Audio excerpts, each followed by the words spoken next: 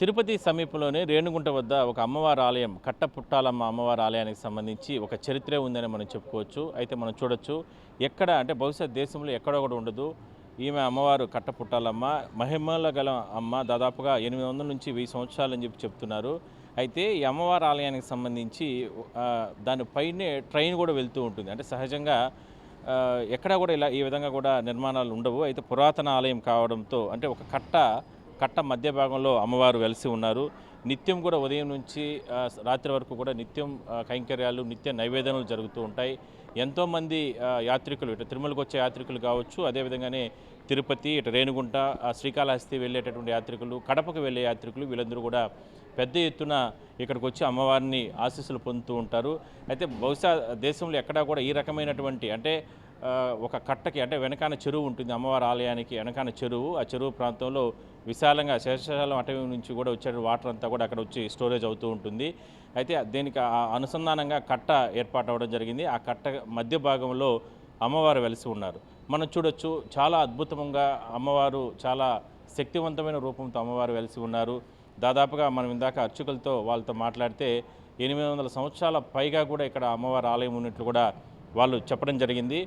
అయితే నిత్యం కూడా ఎంతోమంది యాత్రికులు, అదేవిధంగా నిత్యం చాలామంది స్థానికులు రేణిగుంట నుంచి ఇట్లా కూడా చాలామంది భక్తులు కూడా ఇక్కడికి వచ్చి అమ్మవారిని దర్శనం చేసుకుంటూ కూడా వెళ్తూ ఉంటారు. నిత్యం కైంకర్యాలు జరుగుతూ ఉంటాయి అని కూడా చెప్తున్నారు. అయితే ఆర్కియాలజీకి సంబంధించినటువంటి అధికారులు కూడా గతంలో రావడం జరిగింది. పైన ట్రైన్ పోయినంత మాత్రాన ఇక్కడ అమ్మవారి ఆలయానికి ఎటువంటి డ్యామేజ్ కానీ ఎటువంటి ఇబ్బందులు అయితే ఏం లేవు. పూర్తి స్థాయిలో కూడా అంటే కట్ట పై భాగంలో ఎక్కువ ఎత్తులో ఈ అంటే ట్రైన్స్ అనేవి వెళ్తూ ఉంటాయి కాబట్టి దానికి సంబంధించి కూడా ఎటువంటి ఇబ్బంది ఏది ఉండదని మనం చూడొచ్చు. ఇటు సైడ్ ఒకసారి చూస్తే ఇప్పటి వరకు కూడా మనం అమ్మవారి ఆలయం చేసాం. అమ్మవారి ఆలయానికి పై భాగంలోనే ట్రైన్ ఆల్రెడీ ఆగి ఉంది. ఇది మనం చూస్తున్నట్లయితే కన్నా బీఆర్కే న్యూస్ ఎక్స్క్లూజివ్గానే మనం చెప్పుకోవచ్చు. ప్రతిరోజు కూడా నిత్యం రేణిగుంట నుంచి అంటే చెన్నై నుంచి వచ్చే ట్రైన్లు కావచ్చు, అదేవిధంగానే తిరుపతి నుంచి వచ్చే ట్రైన్లు కావచ్చు, ఇవన్నీ కూడా ఈ ప్రాంతం నుంచి వెళ్తూ ఉంటాయి. ఎక్కడ కూడా ఒకసారి స్థానికులు చెప్పండి ఎన్ని అంటే మీకు తెలిసి ఎన్ని సంవత్సరాల నుంచి ఇక్కడ ఆలయం ఉంది, ఎంతమంది భక్తులు వస్తూ ఉంటారు? ట్రైన్ అసలు ఈ ఆలయాన్ని కొట్టాలనేసి బ్రిటిష్ వాళ్ళే అనుకున్నారు. వాళ్ళ వల్లే బ్రిటిష్ వాళ్ళే ట్రాక్ వేసేటప్పుడు బ్రిటిష్ వాళ్ళే కూల్చేయాలనుకున్నారు. వాళ్ళ వల్లే అటువంటి పవర్ఫుల్ అమ్మవారు అది. దానికి ప్రతి ఒక్కరు వస్తారు. ఇట రేణిగుంట, తిరుపతి, కోడూరు, కడప, కర్నూలు ఈ రూట్లో ఉండే వాళ్ళకి ఈమె ఎక్కువ చాలా పవర్ఫుల్. ఇప్పుడు ఆల్రెడీ చూడండి ట్రైన్ నిలబడుకుంది పైన. ఏం బ్రిటిష్ వాడు వల్లే అప్పటి పురాతనమైన గుడి. అంటే ముంబై నుంచి వచ్చేటివి, ఇటు చెన్నై నుంచి ఇట్లా ముంబైకి వెళ్ళేటివి అన్నీ పోతూ ఉంటాయి, వస్తూ ఉంటాయి. అవన్నీ లెక్క చెప్పలేము కదా, వస్తూ ఉంటాయి, పోతూ ఉంటాయి అంతే. ఎగ్జామ్కి వచ్చి దర్శనం రాజంపేట మాది. ఏంటి మరి రాజంపేట నుంచి మీరు అమ్మవారి ఆలయానికి ఇక్కడికి వచ్చారు, ఏం అంత శక్తివంత అమ్మవారి ఆలయాన్ని వీళ్ళందరూ కూడా చెప్తున్నారు. ఎన్నిసార్లు వచ్చి ఇది ఇప్పటికి ఒక ఐదోసారి ఉంటుంది. మామూలుగా ఎగ్జామ్కి పోతా వచ్చింది. ఏం చదువుతున్నా నువ్వు? ఇంటర్ సెకండ్ ఇయర్ అయిపోయింది. ఏంటి అమ్మవారు మీ పేరు చెప్పండి? గీరవాణి. అంటే అమ్మవారిని గతంలో ఎప్పుడు చూసారా ఇక్కడ? ఫస్ట్ టైం వచ్చారు. నెక్స్ట్ ఏం స్టడీస్ చేస్తున్నారు? బీటెక్. చూసారా మరి ట్రైన్ పైన ఉంది, కింద అమ్మవారు ఉన్నారు. ఎక్కడైనా సరే మీరు ఇప్పుడు చూసారా? లేదు.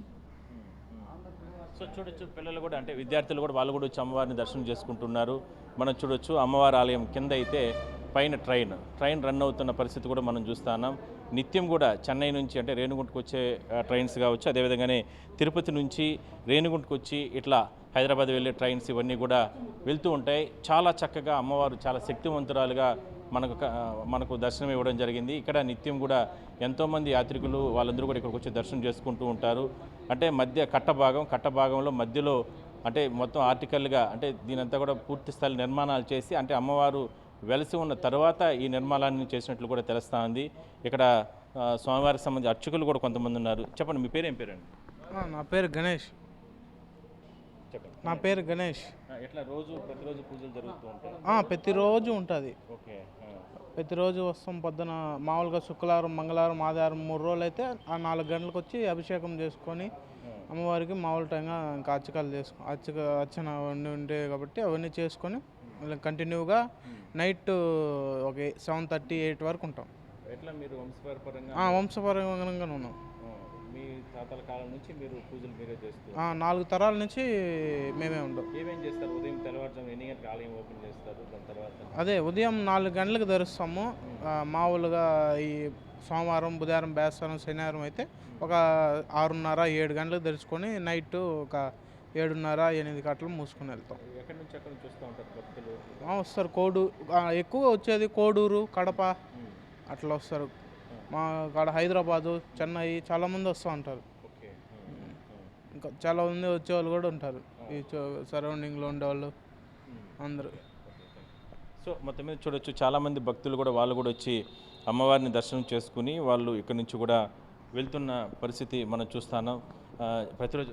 ఎక్కడి నుంచి వచ్చారన్న మీరు? మాది పుత్తూరు. మామూలుగా వస్తుంటాం. పైన ట్రైన్ ఇట్లా ఉండి ఈ రకంగా మనం ఎక్కడ కూడా చూస్తున్నాం. అవును, వాస్తవం.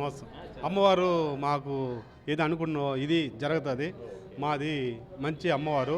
మేము సంవత్సరానికి ఒకసారి, 6 నెలలకు ఒకసారి వచ్చినప్పుడు, తిరుపతికి వచ్చినప్పుడు కంపల్సరీగా అమ్మవారు దర్శనం చేసుకుంటూ పోతాం. అవును. మా పేరు జయరాం. మాది పుత్తూరు. మాది కూడా నారాయణవరం. మేము ప్రతిరోజు వస్తూ పోతా ఉంటాం. మనం చూడొచ్చు, స్ట్రక్చర్ అంతా కూడా చాలా అద్భుతంగా నిర్మాణం చేయడం జరిగింది.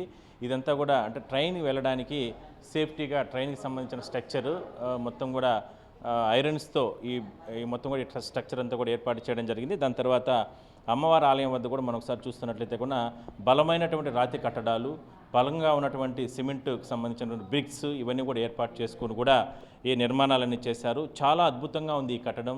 అందరూ కూడా చూడదగ్గ ప్రాంతం. అమ్మవారు చాలా శక్తిమంతురాలంటూ కూడా ఇక్కడికి వస్తున్నటువంటి స్థానిక భక్తులు కూడా చెప్తున్నారు. వాళ్ళు కూడా ఆలయం లోపలికి వెళ్ళి అమ్మవారి ఆశీస్సులు పొందుతున్నారు. నిజంగా ఒక సంతృప్తినిచ్చింది ఇక్కడ అమ్మవారి ఆలయం. ఒకసారి అమ్మవారిని అంటే దర్శనం చేసుకుంటున్న సందర్భంలో ఏదో తెలియనటువంటి ఒక ధైర్యం, ఒక శక్తి అనేది అమ్మవారి నుంచి కూడా మనకు వస్తున్నట్లు చాలా స్పష్టంగా కనబడుస్తుంది. సో నిత్యం కూడా ఎంతోమంది స్థానిక ప్రజలు చుట్టుపక్కల దాదాపుగా తిరుపతి, రేణిగుంట, శ్రీకాళహస్తి, ఇట్లా రైల్వే కోడూరు, లేదంటే ఇట్లా పుత్తూరు ఇలాంటి ప్రాంతాల నుంచి కూడా చాలామంది భక్తులు వస్తున్నట్లు కూడా ఇక్కడ స్థానికులు చెప్తున్నారు. కానీ ఈ రకంగా అమ్మవారు అంటే ఒక కట్ట మధ్య భాగంలో అమ్మవారు ఇక్కడ వెలిసి ఉండడం, దాని తర్వాత దానిపైన ట్రైన్స్ వెళ్తూ ఉండడం, దానికి ఎక్కడా కూడా స్ట్రక్చర్ కూడా ఎక్కడ కూడా డ్యామేజ్ కాకుండా, ఇబ్బంది లేకుండా నిత్యం పూజలు జరుగుతుండడం అనేది ఒక మంచి అద్భుతంగానే ఇక్కడ ఉన్న స్థానికులు కూడా చెప్తున్నారు. సో చూద్దాం. ఎందుకంటే తిరుపతి అంటా ఉండగానే ఎన్నో రకాల పుణ్యక్షేత్రం, ఇక్కడ ఎన్నో రకాల ఆలయాలు ఉన్నాయి.